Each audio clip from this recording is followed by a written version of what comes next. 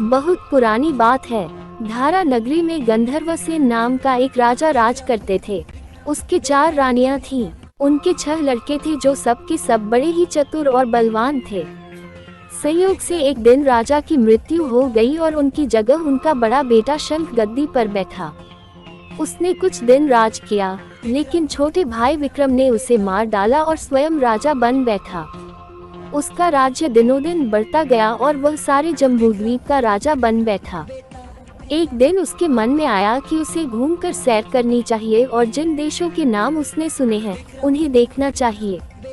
सो वह गद्दी अपने छोटे भाई भर्तृहरि को सौंपकर योगी बनकर राज्य से निकल पड़ा। उस नगर में एक ब्राह्मण तपस्या करता था। एक दिन देवता ने प्रसन्न होकर उसे एक फल दिया और कहा कि इसे जो भी खाएगा वह अमर हो जाएगा। ब्राह्मण ने वह फल लाकर अपनी पत्नी को दिया और देवता की बात भी बता दी। ब्राह्मणी बोली, हम अमर होकर क्या करेंगे, हमेशा भीख मांगते रहेंगे, इससे तो मरना ही अच्छा है।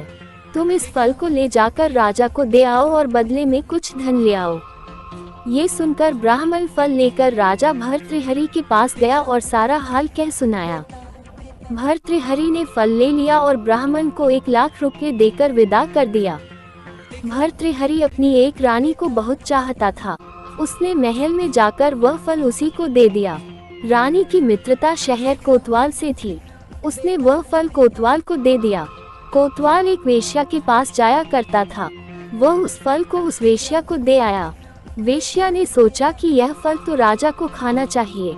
वह उसे लेकर राजा भर्तृहरि के पास गई और उसे दे दिया।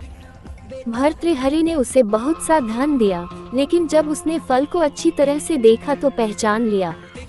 उसे बड़ी चोट लगी, पर उसने किसी से कुछ कहा नहीं। उसने महल में जाकर रानी से पूछा कि तुमने उस फल का क्या किया। रानी ने कहा, मैंने उसे खा लिया। राजा ने वह फल निकालकर दिखा दिया। रानी घबरा गई और उसने सारी बात सच सच कह दी। भर्तृहरि ने पता लगाया तो उसे पूरी बात ठीक ठीक मालूम हो गई। वह बहुत दुखी हुआ। उसने सोचा, ये दुनिया माया जाल है, इसमें अपना कोई नहीं। वह फल लेकर बाहर आया और उसे धुलवाकर स्वयं खा लिया। फिर राजपाट छोड़ योगी का भेष बना जंगल में तपस्या करने चला गया। भर्तृहरि के जंगल में चले जाने से विक्रम की गद्दी सूनी हो गई। जब राजा इंद्र को ये समाचार मिला तो उन्होंने एक देव को धारा नगरी की रखवाली के लिए भेज दिया। वह रात दिन वहीं रहने लगा। भर्तृहरि के राजपाट छोड़कर वन में चले जाने की बात विक्रम को मालूम हुई तो वह लौटकर अपने देश में आया। आधी रात का समय था। जब वह नगर में घुसने लगा तो देव ने उसे रोका। राजा ने कहा, मैं विक्रम हूँ, यह मेरा राज है, तुम रोकने वाले कौन होते? देव बोला, मुझे राजा इंद्र ने इस नगर की चौकसी के लिए भेजा है। तुम सच्चे राजा विक्रम हो तो आओ, पहले मुझसे लड़ो। दोनों में लड़ाई हुई। राजा ने जरा सी देर में देव को पछाड़ दिया। तब देव बोला, हे राजन, तुमने मुझे हरा दिया, मैं तुम्हें जीवन दान देता हूँ। इसके बाद देव ने कहा, राजन, एक नगर और एक नक्षत्र में तुम 3 आदमी पैदा हुए थे। तुमने राजा के घर में जन्म लिया, दूसरे ने तेली के और तीसरे ने कुम्हार के। तुम यहाँ का राज करते हो, तेली पाताल का राज करता था। कुम्हार ने योग साध कर तेली को मारकर शमशान में पिशाच बना सिरस के पेड़ से लटका दिया है। अब वह तुम्हें मारने की फिराक में है, उससे सावधान रहना। इतना कहकर देव चला गया और राजा महल में आ गया। राजा को वापस आया देख सबको बड़ी खुशी हुई। नगर में आनंद मनाया गया। राजा फिर राज करने लगा। एक दिन की बात है कि शांतिशील नाम का एक योगी राजा के पास दरबार में आया और उसे एक फल देकर चला गया। राजा को आशंका हुई कि देव ने जिस आदमी को बताया था कहीं यह वही तो नहीं है। ये सोच उसने फल नहीं खाया, भंडारी को दे दिया। योगी आता और राजा को एक फल दे जाता। संयोग से एक दिन राजा अपना अस्तबल देखने गया था। योगी वहीं पहुंच और फल राजा के हाथ में दे दिया। राजा ने उसे उछाला तो वह हाथ से छूटकर धरती पर गिर पड़ा। उसी समय एक बंदर ने झपटकर उसे उठा लिया और तोड़ डाला। उसमें से एक लाल निकला, जिसकी चमक से सबकी आंखें चौंधिया गईं। राजा को बड़ा आश्चर्य हुआ। उसने योगी से पूछा, आपके लाल मुझे रोज क्यों दे जाते हैं? योगी ने जवाब दिया, महाराज, राजा, गुरु, ज्योतिषी, वैद्य और बेटी, इनके घर कभी खाली हाथ नहीं जाना चाहिए। राजा ने भंडारी को बुलाकर पीछे के सब फल मंगवाए। तुड़वाने पर सब में से एक एक लाल निकला। इतने लाल देखकर राजा को बड़ा हर्ष हुआ। उसने जौहरी को बुलवाकर उनका मूल्य पूछा। जौहरी बोला, महाराज, ये लाल इतने का मती है कि इनका मोल करोड़ों रुपयों में भी नहीं आंका जा सकता। एक एक लाल एक एक राज्य के बराबर है। ये सुनकर राजा योगी का हाथ पकड़कर गद्दी पर ले गया।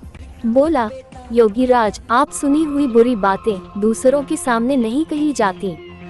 राजा उसे अकेले में ले गया।